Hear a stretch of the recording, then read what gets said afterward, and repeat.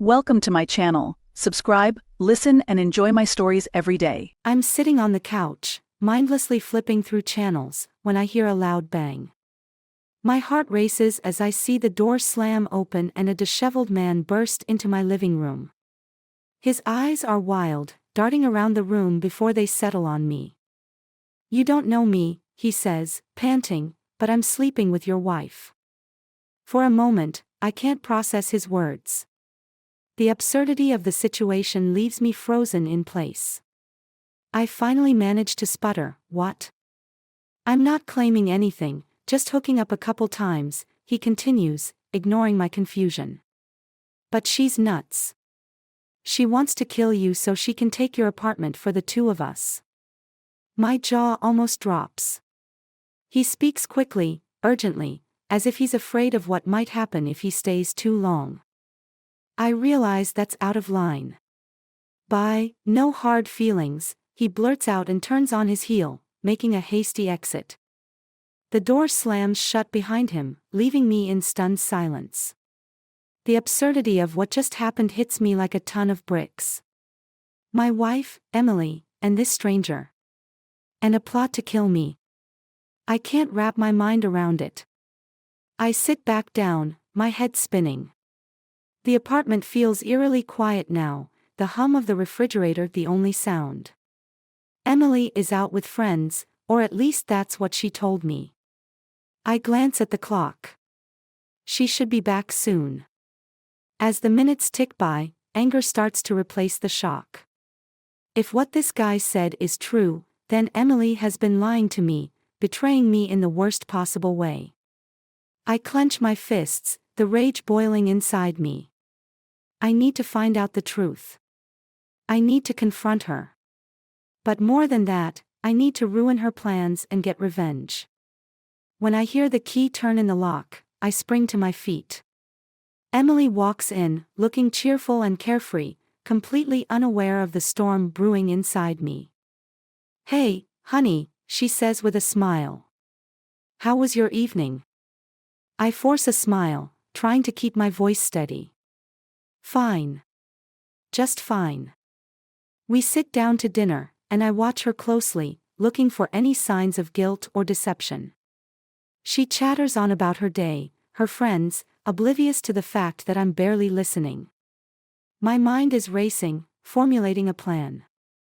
After dinner, I excuse myself and head to the bedroom.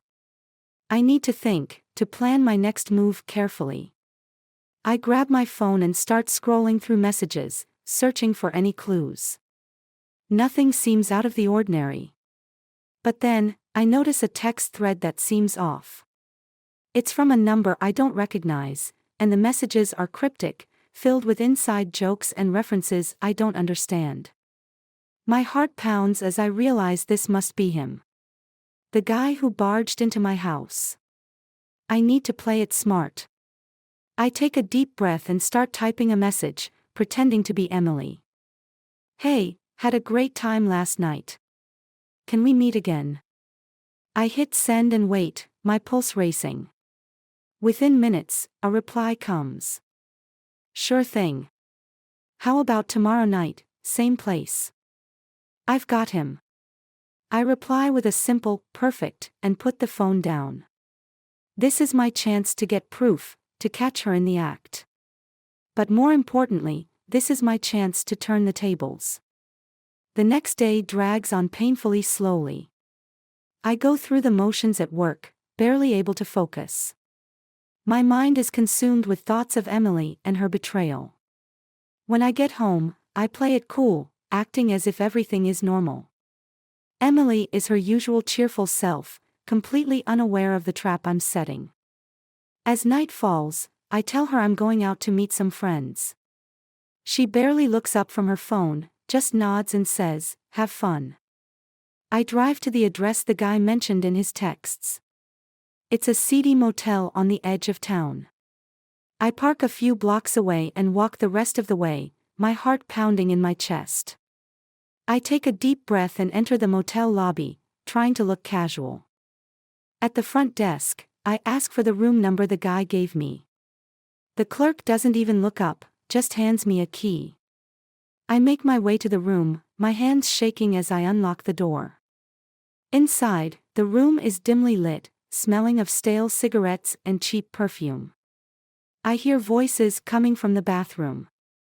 I creep closer, straining to hear. "So, is he suspicious?" the guy asks. "No, he has no idea," Emily's voice replies. My blood runs cold. It's true. She's planning something, and I need to stop it. I step back, my mind racing. I need to confront them, but I also need to be smart about it.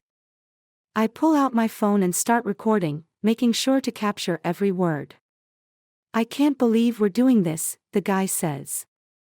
"Are you sure it's worth it?" "Of course it is," Emily replies.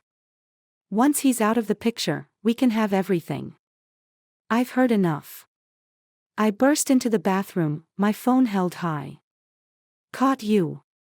I shout. Their faces go pale as they realize what's happening. Emily's eyes widen in shock, and the guy takes a step back, raising his hands defensively. "This is over," I say, my voice shaking with anger. "I know everything." Emily stammers, trying to come up with an excuse, but I cut her off. "Save it. I'm done. You're both going to pay for this." I turn and storm out of the room, my heart pounding. I've got the evidence I need. Now it's time to ruin her plans and get my revenge. The motel's neon sign flickers in the rearview mirror as I drive away, adrenaline still coursing through my veins. I clutch my phone, the recording my lifeline.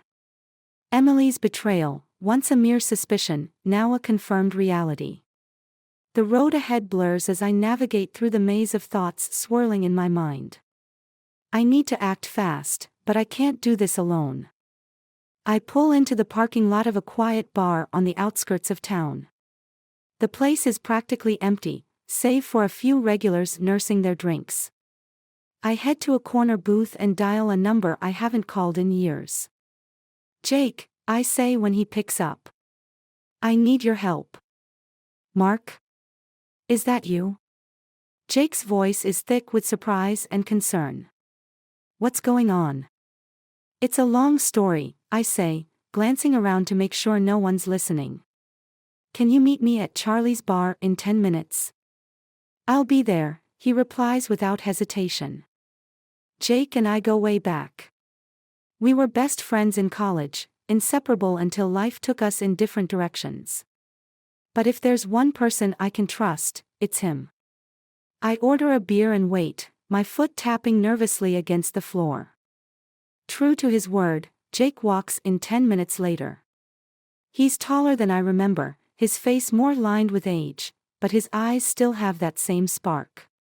He spots me and makes his way over, sliding into the booth across from me. "Mark, you look like hell," he says, concern etched across his face. "What happened?" I take a deep breath and lay it all out for him, the stranger's intrusion, the revelation about Emily, the recording. Jake listens intently, his expression growing darker with each word. "Jesus, man," he says when I finish. "This is insane. What are you going to do?" "I need to make sure she can't hurt me," I say. "And I want her to pay for what she's done." Jake nods slowly, his mind working through the possibilities. "We need a plan. First, you need to get out of that apartment. She can't know where you are or what you're up to." "Agreed," I say. "But where do I go?" "You can crash at my place," Jake offers. "It's not much, but it's safe." "Thanks, Jake," I say, relief flooding through me. "I'll grab my stuff and meet you there." We finish our drinks and head out. I drive back to the apartment, my heart pounding in my chest. I need to be quick. I don't know when Emily will be back. The apartment is eerily silent as I step inside. I grab a duffel bag and start stuffing it with clothes, toiletries, anything I might need. My mind races, thinking about what Emily might do when she realizes I'm gone. I'm almost done packing when I hear a key in the lock. My blood runs cold. Emily's home. I freeze, listening to the sound of her footsteps approaching. I need to think fast. I duck into the bedroom closet, leaving the door slightly ajar. Through the crack, I see Emily enter the room, her face a mask of confusion when she sees the half-packed bag on the bed. "Mark," she calls out, her voice tinged with suspicion. "Are you here?" I hold my breath, willing her to leave. She walks closer to the closet, her eyes scanning the room. Just when I think she's going to open the door, her phone rings. She glances at the screen and answers it. "What do you want?" she snaps, her tone hostile. I strain to hear the voice on the other end. It's the guy from the motel. "Just checking in," he says. "Everything okay?" "No, everything's not okay," she hisses. "Mark's stuff is here, but he's gone. I think he knows." There's a pause, then the guy's voice lowers. "We need to stick to the plan. Make it look like an accident." Emily's face hardens. "Fine. I'll handle it. Just be ready." She hangs up and storms out of the room. I wait until I hear the front door slam before I dare to move. My mind is racing. They're planning to kill me and make it look like an accident. I need to get out of here, now. I grab my bag and slip out the back door, my heart pounding. I make my way to my car and drive to Jake's place, my mind racing with thoughts of what to do next. Jake lives in a small, cluttered apartment in a less than desirable part of town. But right now, it feels like a sanctuary. I knock on the door, and he opens it immediately, pulling me into a hug. "Glad you made it out," he says, his voice filled with relief. "Barely," I reply, stepping inside. "She almost caught me." Jake's face hardens. "We need to act fast. She won't give up easily." We sit down at his kitchen table, and Jake pulls out a laptop. "We need to gather evidence," he says. "More than just the recording. We need to prove she's planning to kill you." "Where do we start?" I ask, feeling overwhelmed. "First, we need to check her emails, texts, anything that might incriminate her," Jake says. "Do you have access to her accounts?" I nod. "I know her passwords. She's not very careful about that." "Good," Jake says. "We'll start there. Then we need to find a way to expose her without putting you in more danger." We spend the next few hours combing through Emily's emails and texts. It's tedious work, but we find several messages that confirm she's been planning something with the guy from the motel. They're careful not to spell out their plans explicitly, but it's enough to show she's been conspiring against me. Jake sets up a secure folder to store everything we find. "We need to get this to the police," he says. "But we have to be smart about it. If she finds out what we're doing, she might act faster." As we work, a sense of determination settles over me. I've been blindsided, betrayed by the person I trusted most. But I'm not going down without a fight. Emily might think she's won, but she has no idea what she's up against. By the time we finish, it's late. Jake insists I take the couch while he crashes in his room. I lie there in the darkness, my mind racing. The events of the past few days play over and over in my head. But amidst the chaos, a plan starts to form. I'm going to ruin Emily's life, just like she tried to ruin mine. But first, I need to stay one step ahead of her. And with Jake's help, I know I can do it. As I drift off to sleep, a sense of resolve settles over me. This isn't over. Not by a long shot. And by the time I'm done, Emily will regret ever thinking she could get away with this. The morning light filters through the dusty blinds of Jake's apartment, casting a dim glow over the room. I wake up with a start, momentarily disoriented before the events of the previous day come rushing back. My heart sinks as I remember the betrayal, the danger that Emily poses, and the need to stay one step ahead. Jake is already up, sitting at the kitchen table with a steaming cup of coffee and his laptop open. "Morning," he says, glancing up as I walk over. "I've been thinking about our next move." I nod, grabbing a mug and pouring myself some coffee. "What do you have in mind?" "We need to make sure you're safe, first and foremost," Jake says, his fingers tapping on the keyboard. "I did some research last night. There's a friend of mine who works as a private investigator. I think he could help us gather more evidence and keep an eye on Emily." "A private investigator?" I repeat, the idea sounding both promising and daunting. "Do you think he'll take the case?" Jake nods.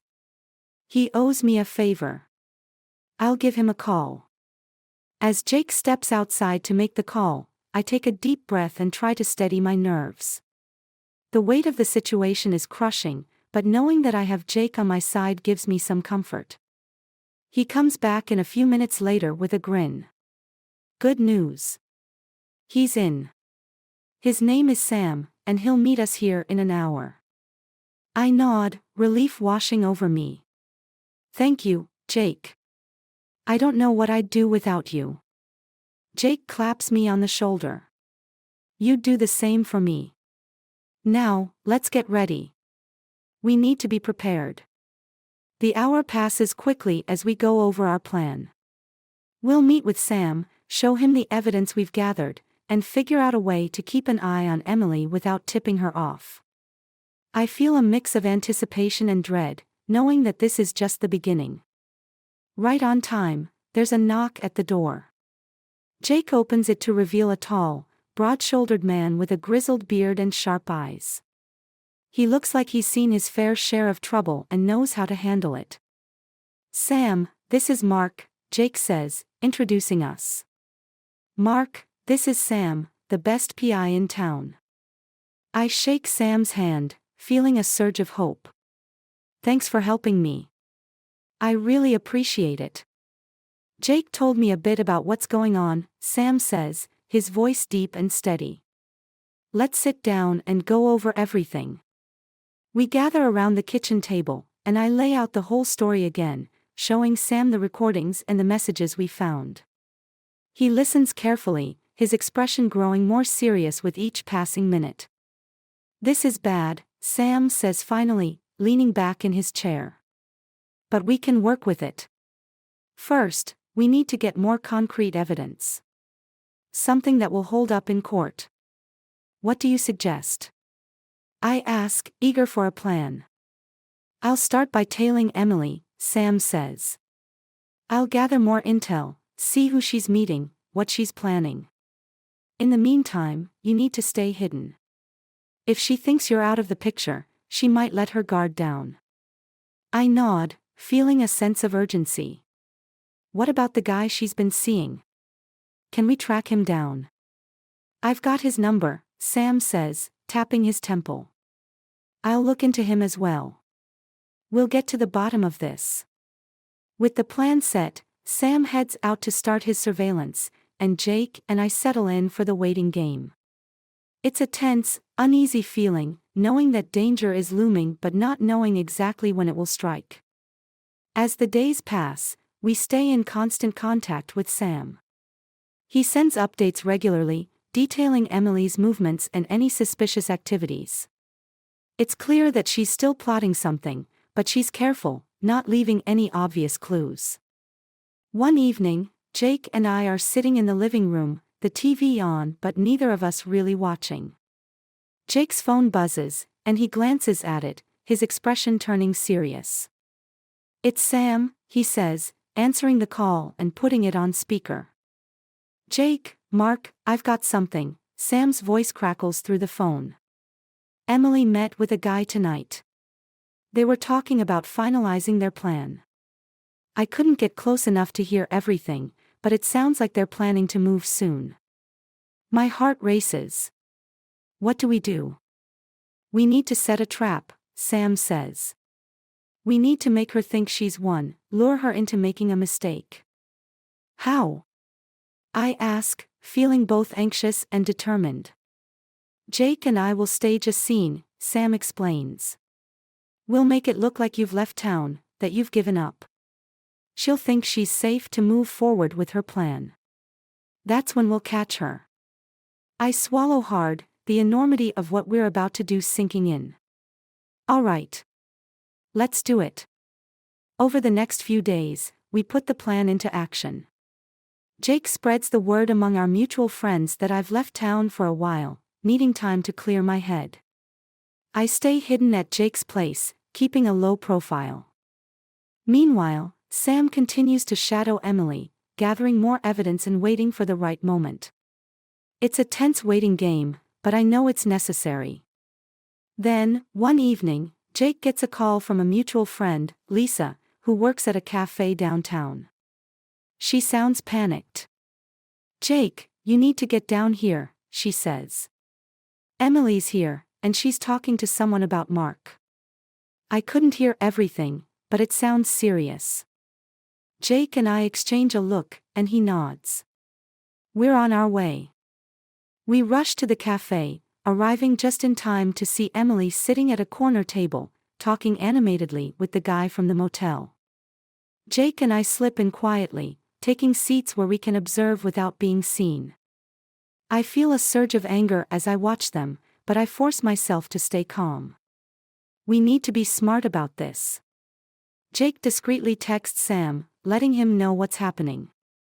Minutes later, Sam walks in, blending seamlessly into the background. He catches my eye and gives a slight nod, signaling that he's ready. Emily and the guy stand up, preparing to leave. We follow at a safe distance, trailing them to a nearby alley. Sam moves ahead, positioning himself to block their exit. As they reach the alley, Sam steps out of the shadows, his presence imposing. "Going somewhere?" Emily's eyes widen in shock, and the guy looks like he's about to bolt. But Sam is quick, grabbing him by the collar and pulling him back. "Let's have a chat," Sam says, his voice calm but menacing. Jake and I step out, and Emily's face pales when she sees me. "Mark? What are you doing here?" "I could ask you the same thing," I say, my voice steady. "But I think we both know the answer." Emily's eyes dart around, looking for an escape, but there's none. Sam's grip on the guy tightens, and he finally breaks, spilling everything. "It was her idea," he says, his voice shaking. "She wanted to get rid of you, take everything. I was just along for the ride." Emily glares at him, betrayal written all over her face. "You coward." Sam pulls out a small recorder, playing back their conversation from the cafe. It's all there, every incriminating word. Emily's face crumples, and she sinks to the ground, defeated. "You're done, Emily," I say, feeling a mix of relief and sorrow. "It's over." The police arrive shortly after, thanks to a call from Sam. They arrest Emily and the guy, taking them away in handcuffs. I watch as they're led to the patrol car, a sense of finality settling over me. Jake stands beside me, his hand on my shoulder. "You did it, Mark. It's over." I nod, feeling the weight of the past few weeks lift off my shoulders. "Thanks, Jake. And thank you, Sam. I couldn't have done it without you." Sam gives a small smile. "Just doing my job. Take care of yourself, Mark." As the police cars drive away, I take a deep breath, the night air cool and refreshing. It's over. Emily's plans have been thwarted, and I'm finally free from her web of lies. But as I look at the empty street, I know that this is just the beginning of a new chapter in my life. A chapter where I can rebuild, heal, and move forward. With Jake by my side, I'm ready to face whatever comes next. And for the first time in a long while, I feel hopeful about the future. Life begins to take on a semblance of normalcy in the weeks following Emily's arrest. I move into a new apartment, a small but cozy place downtown. Jake helps me settle in, and we fall into a comfortable routine, working during the day and catching up over beers in the evening. But even as things seem to calm down, a nagging feeling gnaws at me. There's something unfinished, something unresolved. Emily's betrayal, the depth of her deception, it all feels too calculated, too orchestrated. I can't shake the sense that there's more to the story. One night, as Jake and I are lounging on the couch, the TV droning on in the background, my phone buzzes. It's a message from Sam. Need to meet. Urgent. Same bar. I show Jake the message, and he frowns. What do you think it's about?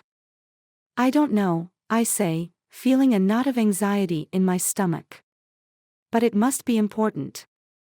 We head to the bar, the same dimly lit place where this all started. Sam is already there, nursing a drink. He looks up as we approach, his expression serious. What's going on, Sam? I ask, sliding into the booth. We need to talk, he says, his voice low. There's something I discovered during my investigation. Something I didn't tell you before. My heart skips a beat. What is it? Emily wasn't working alone, Sam says, leaning forward.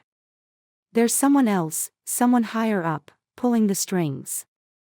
Jake and I exchange a shocked glance. Who? Jake asks. I don't know yet, Sam admits. But I have a lead. There's a warehouse on the outskirts of town, a place Emily visited frequently. I think we need to check it out. My mind races. What do we do? We go there tonight, Sam says, his eyes glinting with determination. We need to find out who's behind this. We agree to the plan, and an hour later, we're driving through the darkened streets toward the warehouse district. The night air is thick with tension as we pull up to a rundown building, its windows boarded up and graffiti-covered walls looming ominously. Stay close, Sam whispers, leading the way. We move silently, sticking to the shadows as we approach the warehouse. Sam picks the lock with practiced ease, and we slip inside. The interior is dimly lit, filled with crates and old machinery. We spread out, searching for any clues. My heart pounds in my chest as I move through the aisles, every creak and rustle setting my nerves on edge. Then, I hear a faint noise, a muffled conversation. I signal to Jake and Sam, and we follow the sound, creeping closer until we reach a door slightly ajar. Peering through the crack, I see two figures inside, hunched over a table covered in papers and maps. It's her, Sam whispers, his eyes narrowing. Emily. My blood runs cold. I thought she was in jail, but here she is, free and conspiring. The other figure turns, and my breath catches in my throat. It's someone I never expected to see. Dad? I whisper, my voice trembling. My father, who I thought was long gone, is standing there, deep in conversation with Emily. I feel a surge of betrayal and confusion. How is this possible? Before I can process it, Sam pushes the door open, and we step inside. Emily and my father whip around, their faces masks of shock. Mark, Emily says, her voice a mix of surprise and fear. What are you doing here? That's what I should be asking you, I say, my voice shaking with anger. Dad, what the hell is going on? My father steps forward, his expression unreadable. Mark, son, there's a lot you don't understand. Then explain, I demand, my fists clenched at my sides. He sighs, running a hand through his hair. It's complicated. Emily and we've been working together for years. It started as a business arrangement, but it became more. I feel like the ground is slipping away beneath me. You faked your death, I say, my voice barely a whisper. You left us. It was necessary, he says, his tone firm. For the plan. What plan? Jake interjects, his voice full of fury. To take control, Emily says, stepping forward. Your father had connections, power. But we needed more. We needed your apartment, your assets, to finance the final phase. You were going to kill me, I say, the realization hitting me like a punch to the gut. Yes, my father admits, his voice cold. It was a necessary sacrifice. Anger boils over, and I lunge at him, but Jake holds me back. We need to be smart, he hisses. We need evidence. Sam steps forward, his phone in hand, recording everything. We have all we need, he says, his voice steely. You're both going down. Emily's eyes narrow, and she reaches for something on the table, a gun. But Sam is faster, drawing his own weapon and pointing it at her. Don't, he warns. It's over.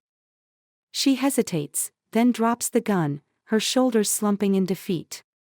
My father, however, looks defiant. You think you can stop this? He sneers. You have no idea what you're up against. Maybe not, Sam says, stepping forward. But it's a start. The police arrive soon after, thanks to another call from Sam. Emily and my father are handcuffed and led away, their faces masks of anger and resentment. I watch them go, a mix of relief and sorrow washing over me. As the police cars drive off, I turn to Jake and Sam, feeling a weight lift off my shoulders. Thank you, I say, my voice thick with emotion. I couldn't have done this without you. Jake pulls me into a hug. We've got your back, always. Sam nods, his expression softening. You're free now, Mark. Free to start over. I take a deep breath, feeling the truth of his words. For the first time in a long while, I feel hopeful about the future.